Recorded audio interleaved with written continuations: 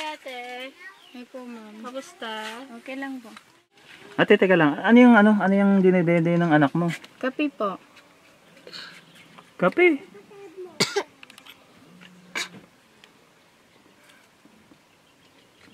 O sige ate, pwede ba tayong pumasok sa loob? Okay. Okay.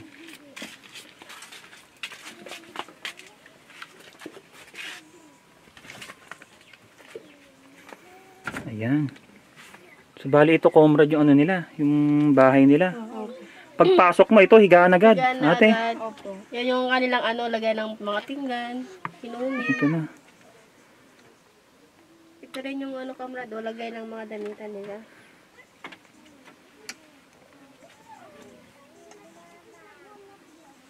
Ito lang, ginawa nyo lang ng kawayan. Oo. So bali, ito na nga, pagpasok natin, makikita agad natin yung tulugan nila. Ito. Ayan.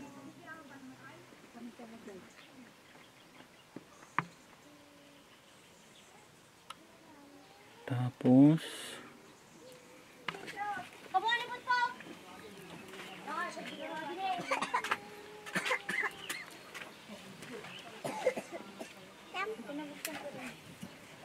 Bigyan mo din sa atin, ha?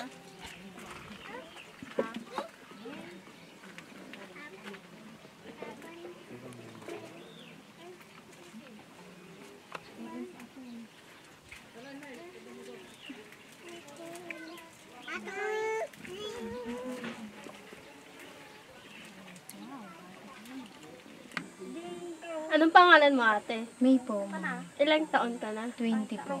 Eh, si baby, anong pangalan niya? John Jericho. Ilang taon na rin si baby? Isa po.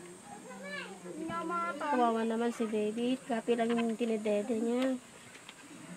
Sa hirap po ng buhay, ma'am. Kape.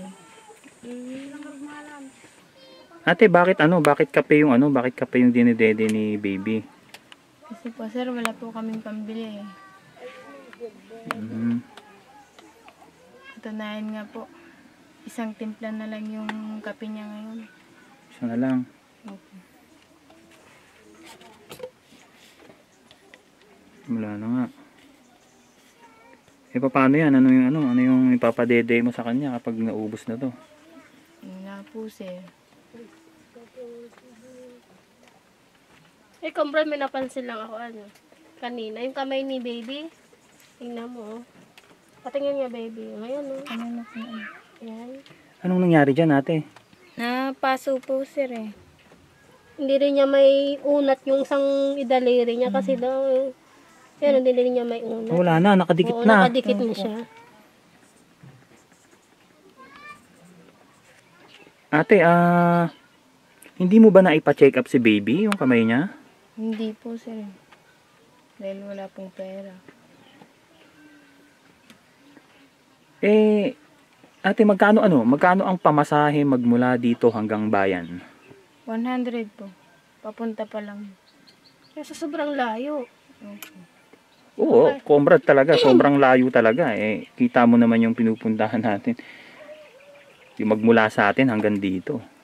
Oo, kaya hindi na napatingin si Grabe, baby. ang layo. Kanyang Kaya, Tsaka rough road pa yung dinadaanan namin. Kawawa naman si so, hindi baby. ba masakit to? O Hindi naman. hindi na siya masakit. Hindi, nakadikit na siya, oo. Nakadikit na siya, eh. Hindi na siya may unat. Ano yung nakapaso dyan, ate? Yung kalan po, yung mismo, yung Yung mga kahoy po.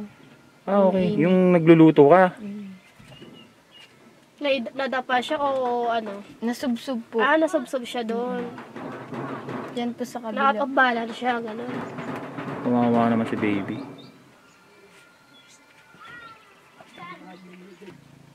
Ate, saan nga pala kasawa mo? Nasa ilog po, ma'am. Anong ginagawa niyo doon? Kumukuha po ng isda. Sinusubukan niya lang po kung mayroon pang makuha, ma'am. Para may pangbili kami ng bigas. Kahit kalahating kilo lang. Para ba yung sasaingin kay mama yung gabi? Opo. May, gaano kahirap ang buhay nyo dito? Ang hirap po, sir. Mas mahirap pa kasi wala siyang trabaho. Minsan nga, sinusubukan niyang kumuha doon sa hilog, sir, ng isda para may pangsaing lang kami. Ikaw, May, anong trabaho mo dati? Wala po, sir. Binabantayan ko lang ang anak ko. Ilan nga pala kayong magkakapatid, May? 4 po. So, bali sa sa ibang lugar ka nakatira? Opo. Eh, nasa na yung mga magulang mo? Doon po sa bahay. May mga trabaho ba sila? Wala po. Hmm. May may iba pang sumusuporta sa inyo? Wala na po, sir. Wala na, baby? Walang sumusuporta sa inyo? Ha? Kawawa naman si baby, oh.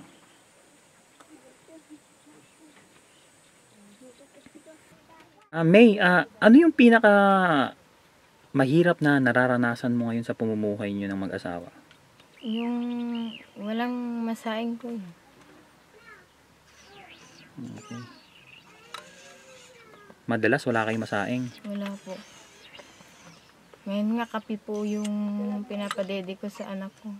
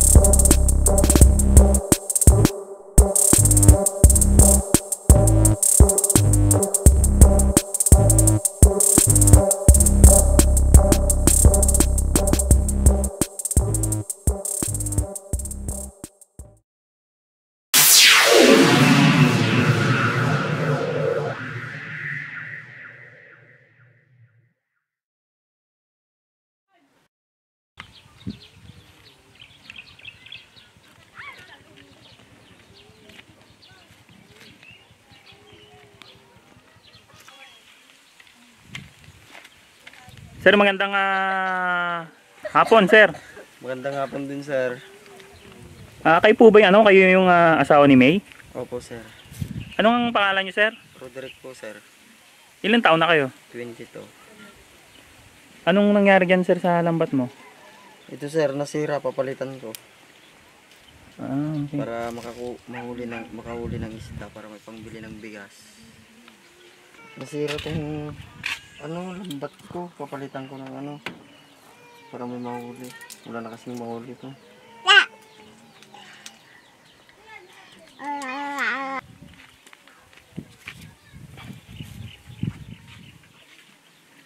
Sir, pwede ba kung sumama sa pangunguha mo ng isda? Pwede naman, sir. Sa tingin mo, sir, marami pa kayong makukuhang isda doon? Hindi ko lang alam, sir. Ang alam ko, matumal naman na. Wala naman natang mahuli. Pero susubukan natin, sir. Baka may sakaling may makuha tayo.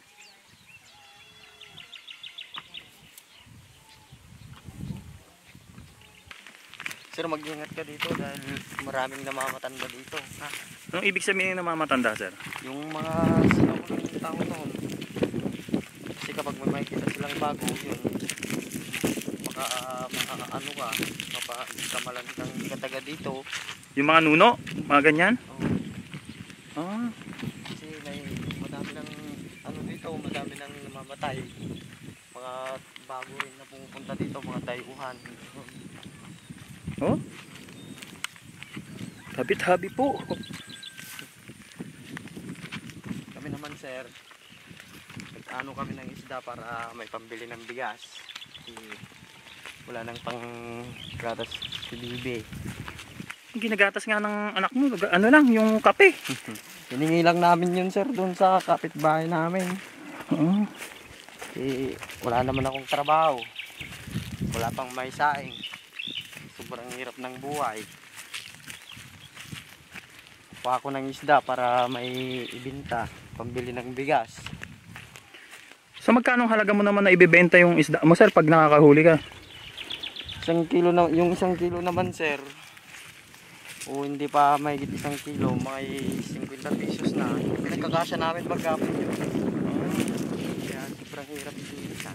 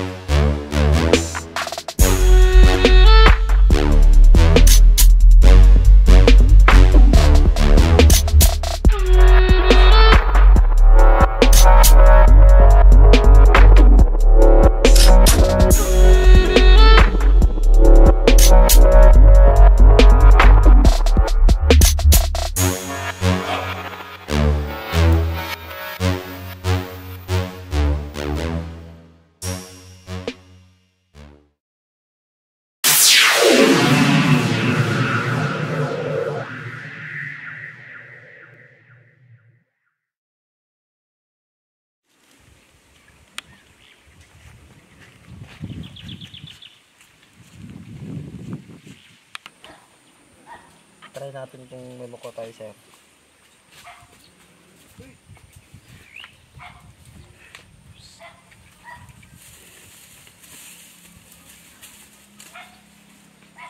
Paano pag ano, halimbawa wala kang makuha dyan?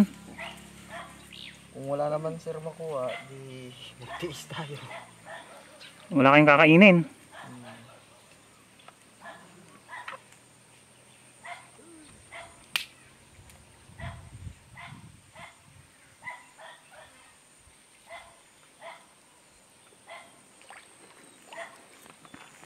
So bali kailangan iganyan mo, inaano mo siya sa kawayan. Sa kahoy. Para ano sir, hindi mabuhol-buhol. Hirap lang ito sir pag ano, pag nabuhol na, ano.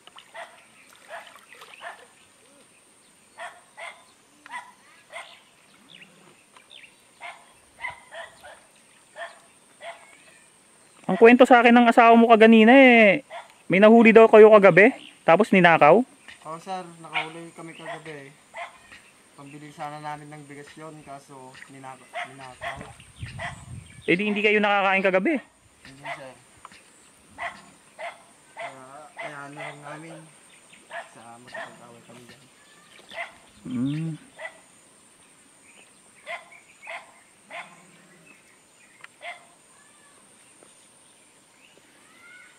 Kaya to sir, nagtataga akong huli ulit para may binta.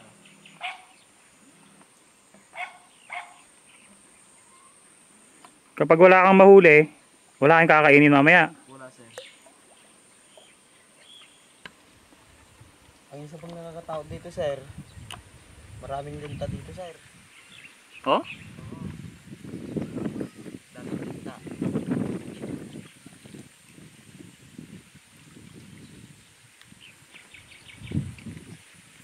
Alam mo, sir, siguro kaya ninanakaw yung mga isda nyo dahil wala na rin siguro silang makain. O sir, parang ganun na. Kasi wala nang trabaho, ano? Hindi na sila makapagtrabaho. Dahil sa lockdown ngayon. Tsaka sir, mahirap talagang buhay namin dito. Kung walang huli, walang pambili ng bigas. So bali ito na lang siguro ang nagiging hanap buhay ng mga tao dito sa inyo. Yung panghuhuli ng tilapia. O isda dito sa ano.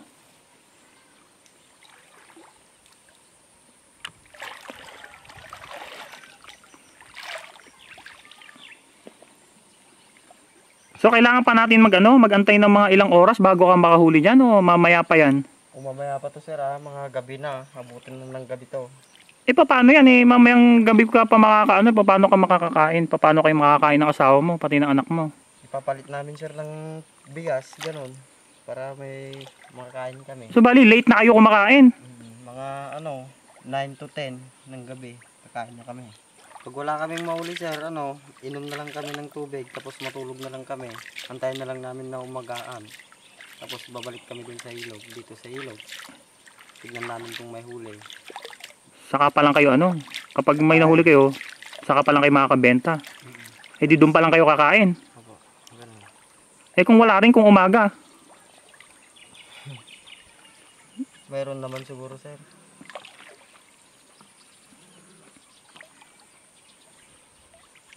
Hirap talaga ng buhay ngayon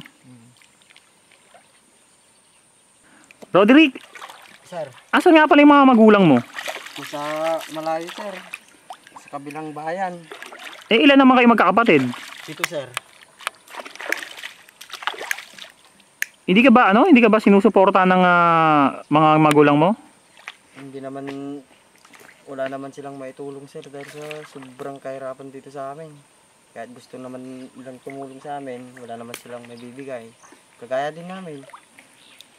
Mahirap din. Kaya ito, nagtatyaga akong manghuli ng isda para may pangkain lang kami. Maghapon, magdamag, binabantayan, puyat, para hindi nakawin. Kasi kapag ninakaw kasi ito, wala na. Hindi na kami kakain. Binabawal pa.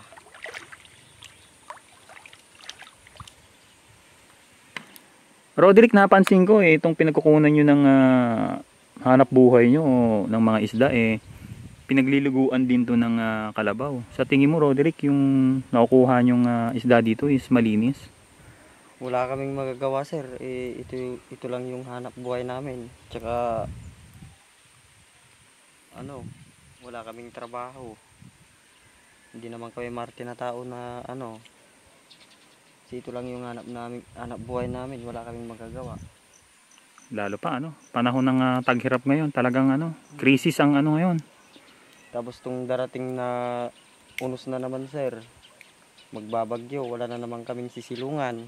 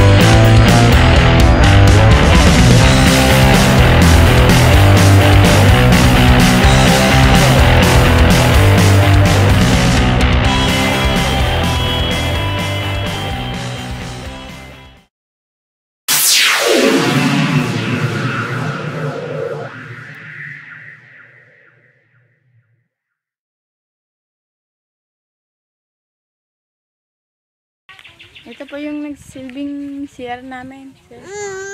Ito.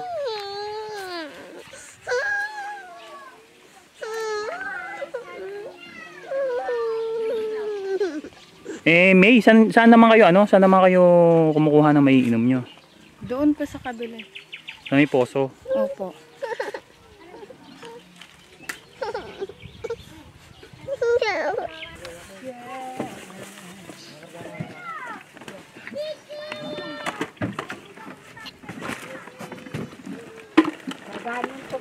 si Batsa, urungan niyo si Danom.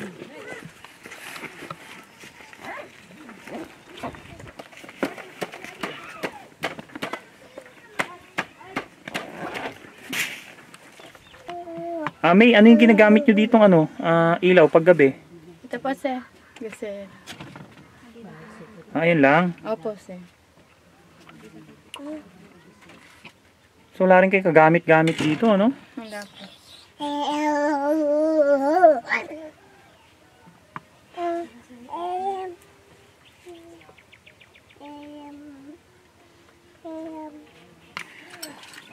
May, ano yung pinaka kailangan nyo dito sa inyo? Kahit bigas lang, sir, sana. Tapos, panggatas gatas niya. Okay. Kasi kape lang yung ano niya, kape lang yung ginagatas niya.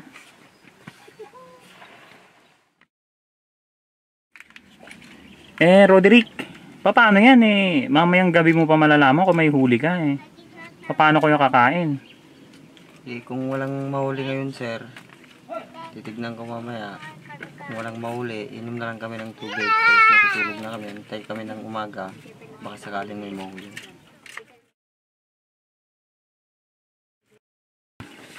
Roderick and May, meron kaming dalang regalo para sa inyo. Salamat po, ma. Salamat po, ma'am. Teka lang ako kunin namin.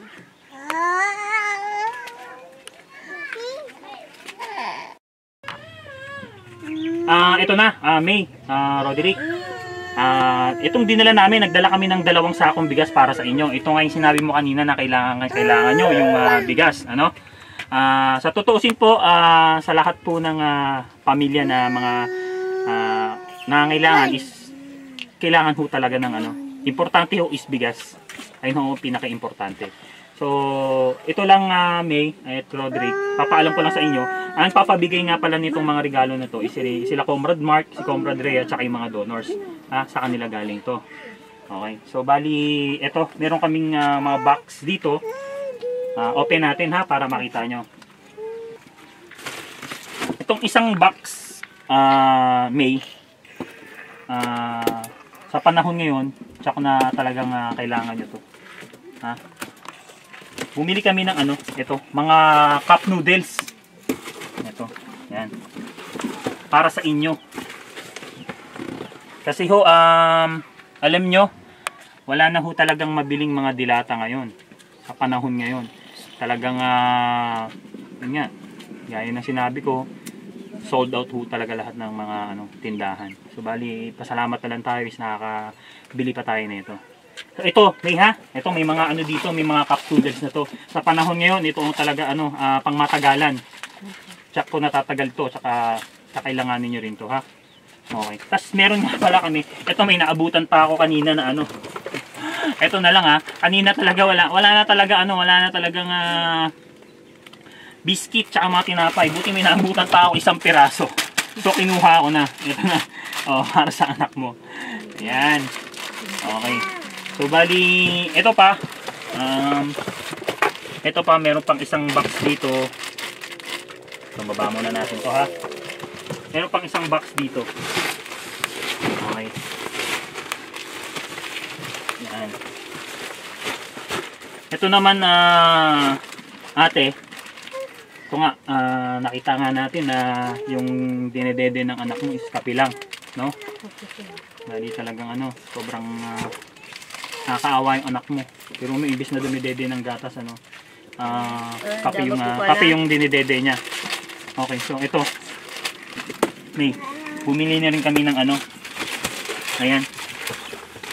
Bumili na rin kami ng mga kape. Ha? Nagkakape ka ba, kuya? Ay, ikaw. Okay. So, bumili kami ng mga kape, ha? Tapos, sa ilalim niyan, puro gatas na. Ayan. Ayan, isang katutak na gatas. Tapos, ito mga kape. Ayan. Tingnan natin, ha? Ito. Ayan, mga malalaki. Ayan. So, ayan. Mga gatas, ha? Ito na, may gagatasin ka na. Ang dami mo ng gatas, Hawakan mo ng gatas mo, ito pa. Ito pa, ang dami, ito. Marami ka ng gatas, hindi ka na magagatas ng kape ha? Hindi ka na magdedede ng kape? Ha? Ito na. Ito na, May ha? Para makatulong sa inyo ha? Para may yung anak mo hindi na nagdedede ng kape. Tsaka alam niyo po, kawawa po si kawawa yung anak niya kasi yung time na disgrasya yung niya, yung anak niya is yung kamay niya hindi na naibalik, dumikit na yung balat. So, hindi naman nila na ipa-check up sa doktor kasi nga sobrang kahirapan, lalo pa ngayon, crisis, panahon ng tag-hirap. At dito pa, may pinabibigay nga palang cash sila, Comrade Mark, si Comrade Rhea, at yung mga donors para sa inyo, ha? Okay. Pinabibigay nila para sa inyo, ha? Sa panahon ngayon na wala kang trabaho, sir, tapos kayo, para makatulong na rin sa inyo, may panggastos kayo dito, ha? Hindi pinabibigay. Dito na lang kay ate, ha? Ayan, ate. Ayan. So, paano ate? Masaya ba kayo sa Masaya ba kayo sa natanggap nyo ngayong araw? Oo naman sir, masaya. Malaking tulong na ngayon sir. Ayan. Kaya papasalamat kami. Welcome. Bumustos kayo ang piyong ha. Saka talaga, ito, sa kala Comrade Mark, Comrade Rhea, tsaka sa mga donors talaga nang galing to, ha? Laking pasalamat na lang natin na meron pang mga tao na ganito na gumagawa ng kabutihan sa kapwa nila, no? Kasi lalo na ngayon sa panahon ng crisis sa nangyayari ngayon sa mundo. Kaya saludo ako sa kanila. Maraming salamat sa inyo. So paano, Comrade Ann, job well done na naman tayo ngayong araw. Paano kuya ha? Ate, mauna na kami kasi malayo pa kami, ha? Tsaka baka maabutan kami ng kapyo eh. Mahirap na. Okay. Okay. Sige salamat ha. Maraming salamat kuya. Okay. Welcome. Madam, salamat. Welcome. Sa wakas, makakadede na ng galas ang anak ko.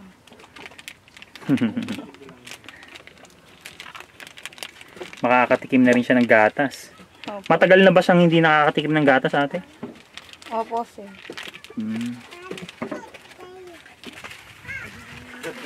Ayan. Nakadede na siya. Sarap? Ha? Sarap. Sarap? Opo. Sir Mark, Ma'am Rhea, sa mga donors, marami pong salamat sa binigay niyo sa amin. Makakain na po kami maghapon. Maraming salamat po ma'am. At higit sa lahat, marami pa kayong matutulungan. Sana ingat ko kayo palagi. Maraming pong salamat.